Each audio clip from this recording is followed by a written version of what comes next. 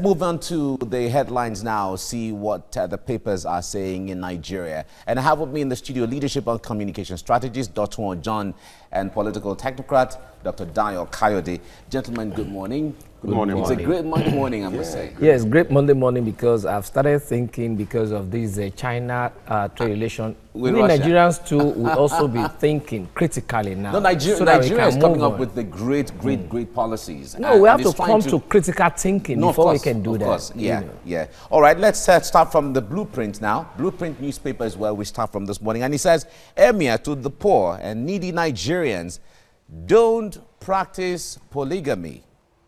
Okay, this happened. This is coming from Zamfara State. No bandits camp in my emirate. That's an emir in Zamfara State saying this. Okay, moving from there to Daily Trust. Kaduna power plant stalled for 10 years. All right, that is what Daily Trust says. All right, now moving ahead from there now to News Direct. News Direct is talking about border closure. Nigerian rice floods market cheaper than foreign rice. And smugglers conceal smuggled rice under pipeline. And Rifan Olam Elephant Group pledge increased production. Okay, that's what you see. That one will say that's really interesting. News Direct, I guess we'll talk about this later on. Daily Times is where we go next now, and that's the last for this hour. Nigeria's democracy derailing under Buhari. Catholic bishops lament, bemoan lack of rule of law and rights abuses, and call for proper decentralization of security agencies. All right, that's emerging from the meeting of Catholic bishops. Okay, gentlemen, I guess maybe let's start from Zamfara State here, the emir here that is trying to somehow raise an alarm. I guess this is a product of the socio-economic challenges and as well the population explosion that Nigeria might become or will become the third largest country in the world by population by 2050 after China and India. Doctor, let me start with you on this. How apt is this advice? Don't practice polygamy. We know that the religion allows that if you have the powers to love the four accordingly and equally. Fine. What do you make of this? You know, the other time I talked about the three controls that we do not have in the country that has put us in this mess. And one of the controls that I talked about is population control. You know, at the time we got independence in 1960, we were a people of about 50 million people. And by the time we got to 1980, we have moved to 70 million, 77 or thereabout. That was the time that I thought that we should have really begun to think about the effect of these things.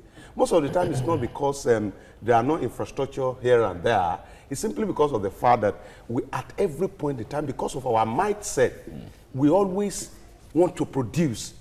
we are always in a haste to produce. Are we Nigerians active people? We very active people. We are very active, and it has tactically crept into our culture too. For example, an average Nigerian, you don't get to graduate until 25, 26, 27 in some cases. You graduate at 27, you go for NYSC at 28, and you return at 29.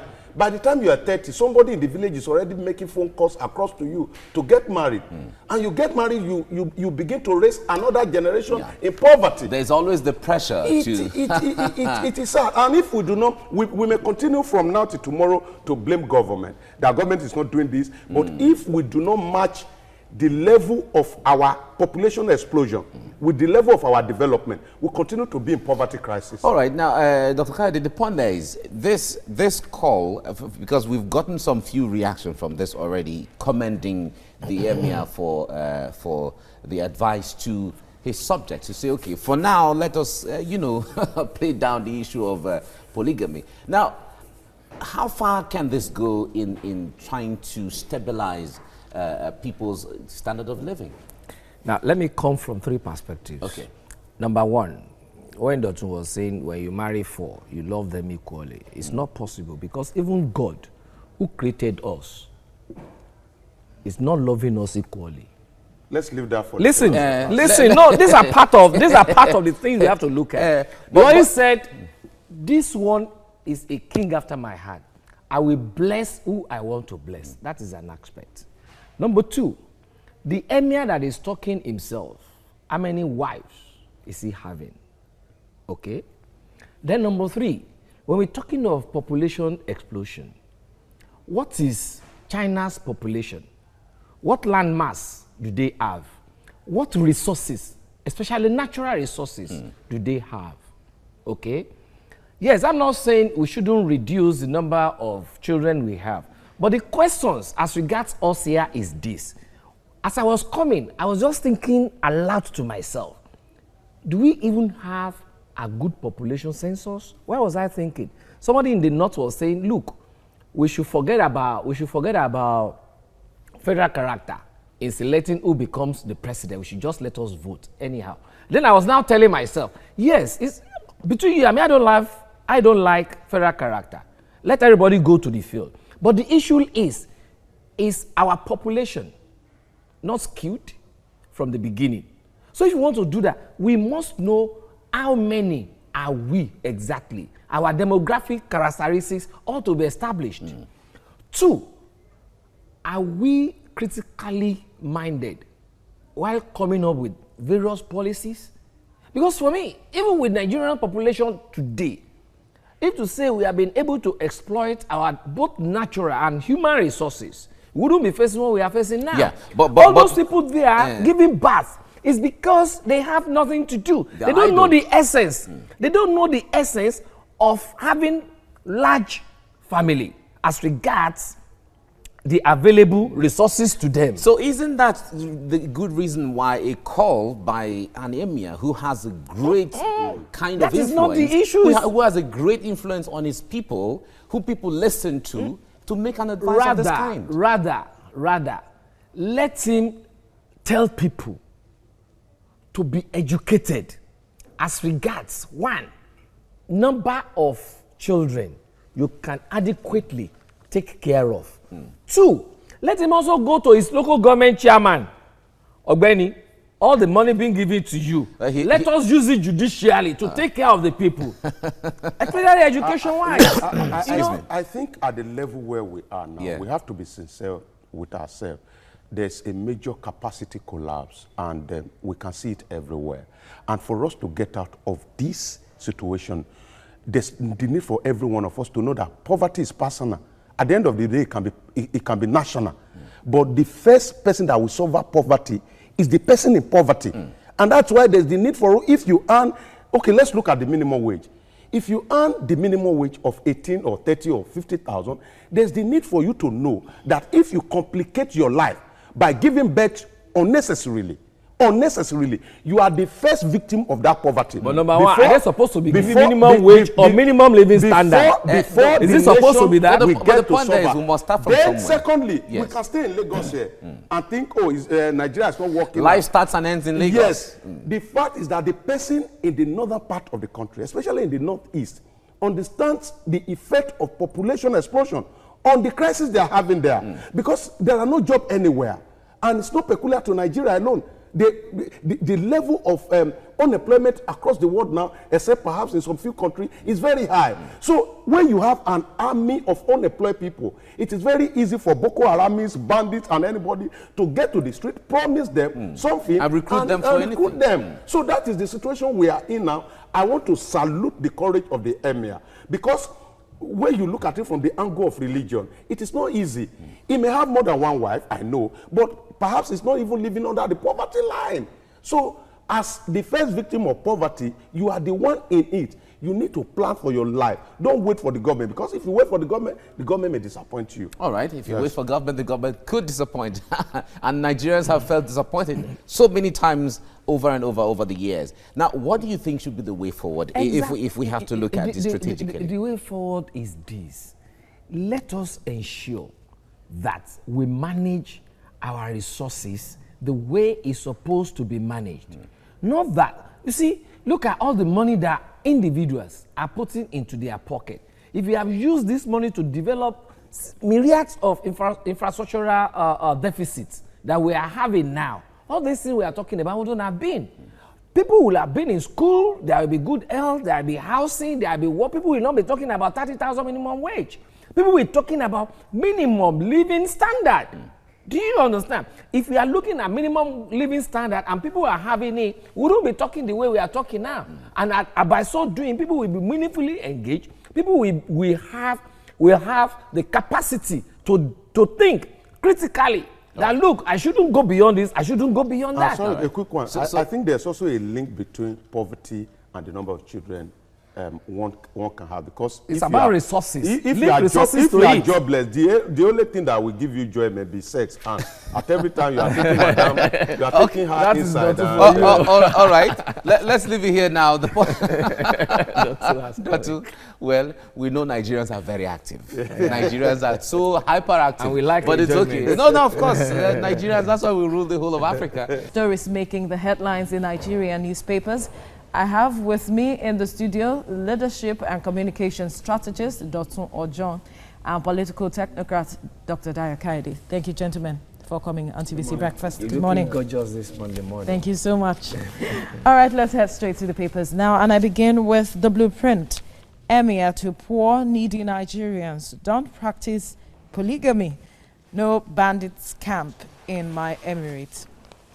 Interesting story there. And to the front page of the Daily Trust, Kaduna Power Plant stalled for 10 years. And we have an infographics here giving us a breakdown of what it is about. And to the front page of the News Direct, border closure: Nigerian rice floods markets cheaper than foreign rice. Smugglers conceal smuggled rice under pineapple. Refund Olam Elephant Group pledge increased production. And to the front page of the Daily Times, Nigeria's democracy derailing under Buhari: Catholic bishops lament, bemoan lack of rule of law, rights abuses, call for proper decentralization of security agencies. To the front page of the Nation newspaper now, Nigeria launches battle to quash $9.6 billion verdict in UK. Federal government seeks extradition of P&ID owner's son to face charges. Attorney General of the Federation, Inspector General of Police, CBN Governor, EFCC boss, Information Minister in London. On the front page of the Vanguard, minimum wage: only Buhari can stop our planned strike. Labour says government negotiating team working for vested interests. Federal government has commenced partial payment of 30,000 naira minimum wage. Ngige, Labour Minister, speaking there, and laments high rate of unemployment, expresses fears of social unrest if not tackled. We'll be looking at that story shortly. And finally, on the front page of The Guardian, how poverty worsened despite government's 28.58 trillion naira revenue.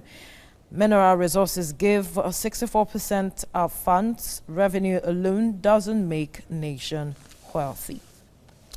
Well, gentlemen, we'll be looking at the front page of the Vanguard, talking about the minimum wage, and Labour is saying only the president can stop the planned strike. I'll start with you, Dr. Yeah. What do you make of this statement?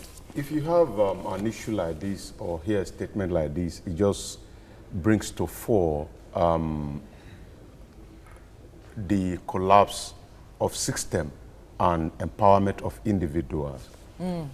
If the system is working well, you do not need the president to intervene at every situation and at every point in time. Indeed, that's why there's a committee to and negotiate. Again, apart from that, all of us, we have agreed that our systems are not working, and everybody will come out to say they are victims of the system that is not working, including the president. The president will tell you, I want to do this, but there are people who are not allowing me. The policeman on the road will say, it is the system. Who is the system? Do the people themselves understand that they are part of this system? I doubt whether we do. But it's actually a failure of the system, really. Again, we are coming to the system. And a loss of confidence on the part of Labour in those people that were saddled with the responsibility of negotiating with them.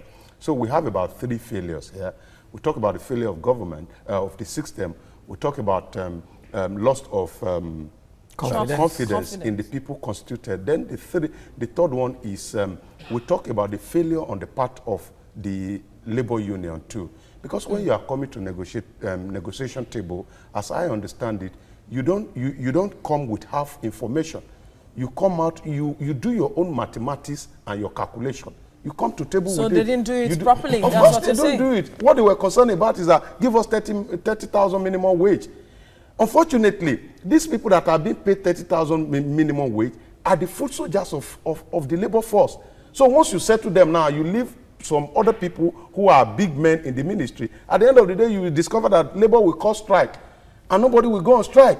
Because these are the most important set of people. Once they get their 30,000, there will not be any reason to go on strike. So if you like, as the manager, go on strike. Now you sabi. So these are the three major failures from the beginning to the point where we are in. But again, it's a sorry state that the party APC will be waiting on the president before the party acts. The system will be waiting, the ministry will be waiting for the president before it acts. It's a collapse of the system, an empowerment of one person. Is this a collapse of the system, Dr. Kayode? What we are seeing here now, there were people saddled, they had a negotiating team that was supposed to represent the government. But obviously, Labour is saying it is only the president that can do this. Yes, like you were asking whether it's a failure of the system. Yeah, we have, no doubt about it, we have systemic failure in the country. And that systemic failure has gone into every aspect of the economy.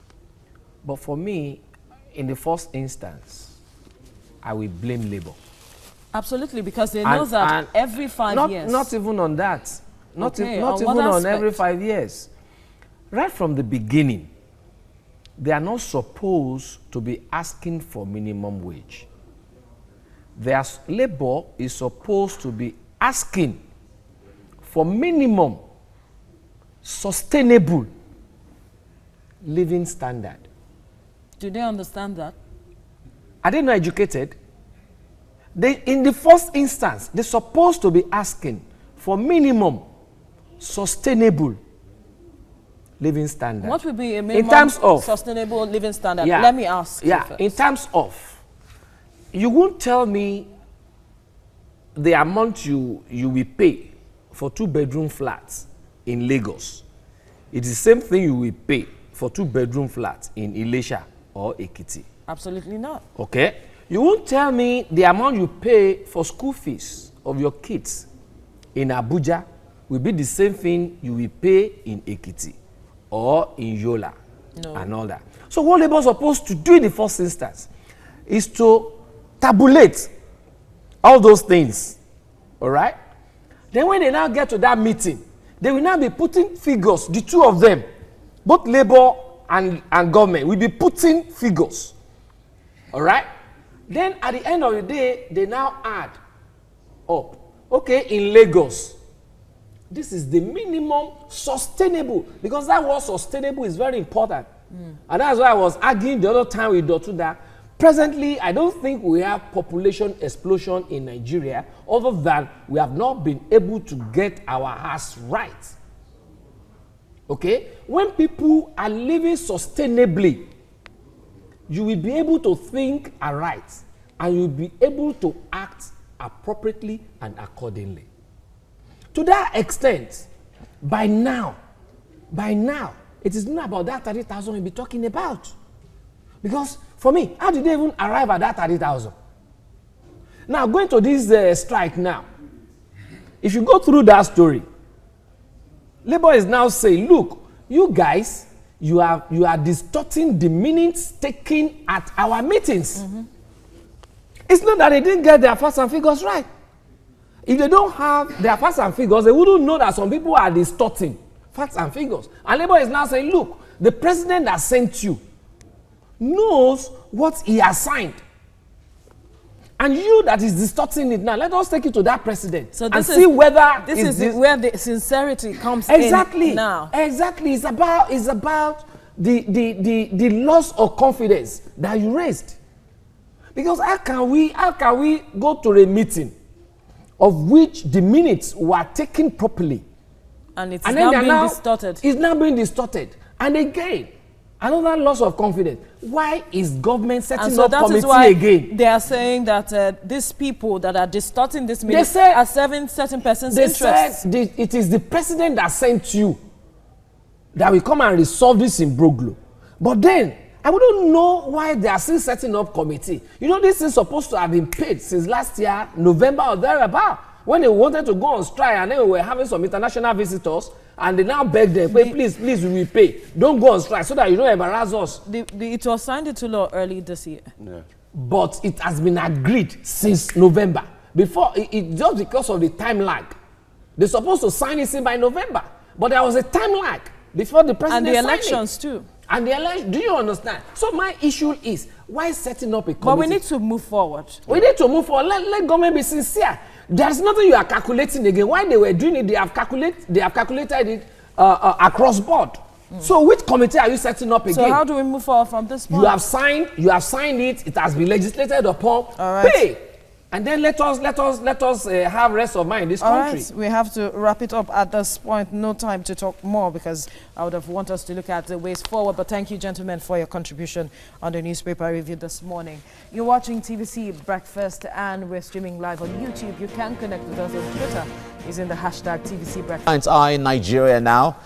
We have in the studio to do justice to understanding and making sense of all the headlines, leadership and communication strategies. Dr. John is here and political technocrat Daniel Kayode is here as well. Gentlemen, good morning. Good morning, Mike. Great. Yeah, it's good to be Right. Let's begin with the Blueprint newspaper. Blueprint this morning says, Emir to poor, needy Nigerians, don't practice polygamy. And no bandits camp in my Emirates. That's an emir from Zamfara State talking and advising his subjects there. From there, let's go to Daily Trust now. Kaduna Power Plant stalled for 10 years. That's what you see on the front page of the Daily Trust, and certainly gives a picture, a representation of the breakdown of all of those on the front page there of the Daily Trust. From there, let's go to the Nigerian News Direct. Nigerian News Direct talks about the border closure, and he says Nigerian rice floods market cheaper than foreign rice. Smugglers conceal smuggled rice under pineapple. And Rifan Olam Elephant Group pledge increased production. All right, one would say that's cheery news, fallout of the border closure. From there, let's go to the Daily Times. Daily Times says Nigeria's democracy derailing under Buhari, Catholic bishops lament.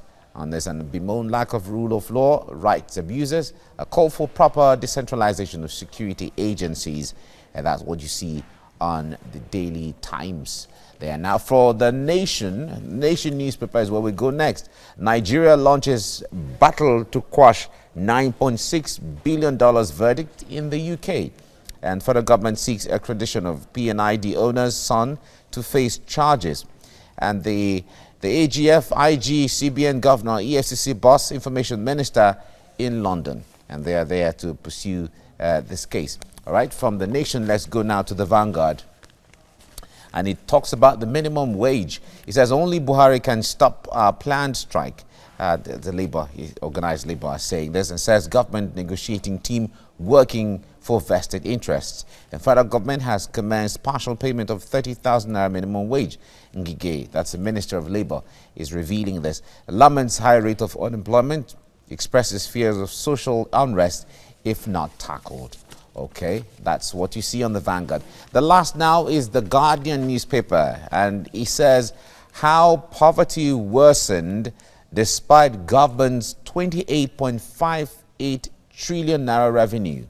And mineral resources give 64% of funds. Revenue alone can't make the nation wealthy. That's a quotation from a stakeholder there. And this projection is from between NAITI report that covered between 2012 and 2016.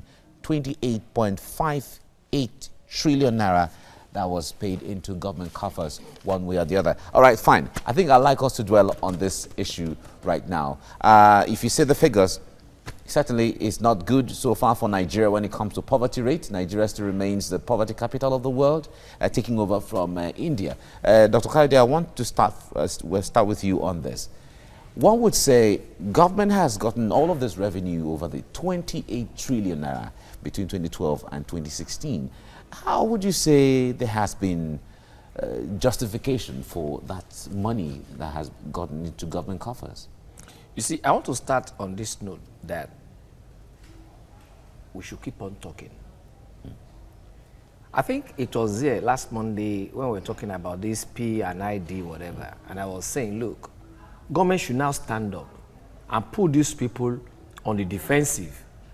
We shouldn't allow it to go that way. You could see that they are now running up and down. I was so happy on Thursday when I had that judgment. I say, oh, that means government sometimes, they listen. Okay? Government always listen. There's always just a difference between listening and acting. And acting, yeah, you see. Now, on this, I want to say it again.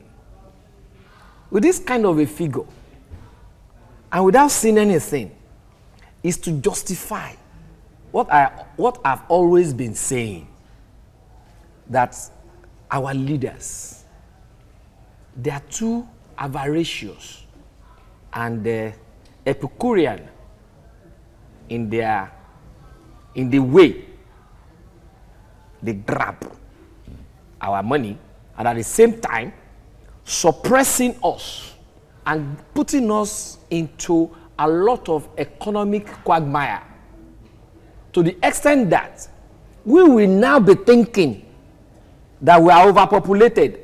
Meanwhile, we are not.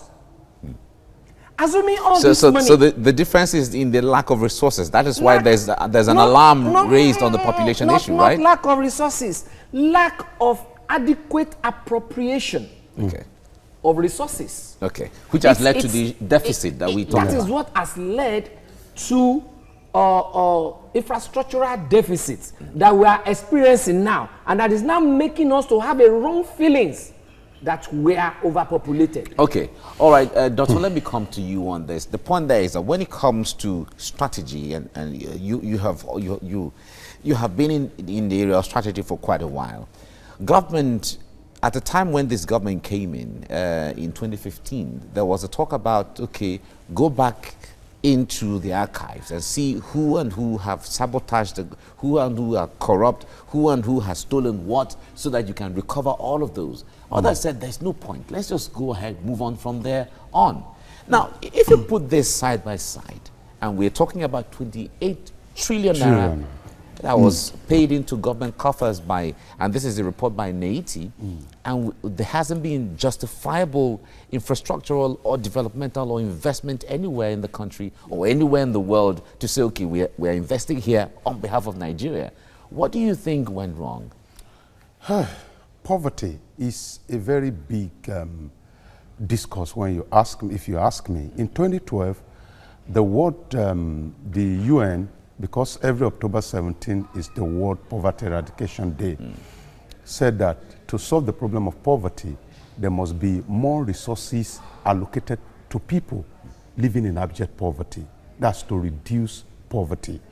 And that is in contrast to what we do in Nigeria. In Nigeria now, resources are allocated to people that are wealthy, and we leave people living in abject poverty. That's why I once said that there are too many poor people in Africa. Those who don't have at all, and those who have plenty, but still cut corners to get richer. At the end of the day, we are all poor.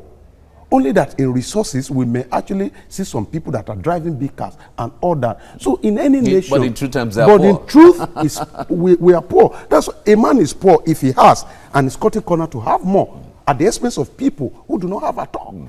So until it's a simple strategy, and it has worked in places. Allocate more resources to people living in abject poverty.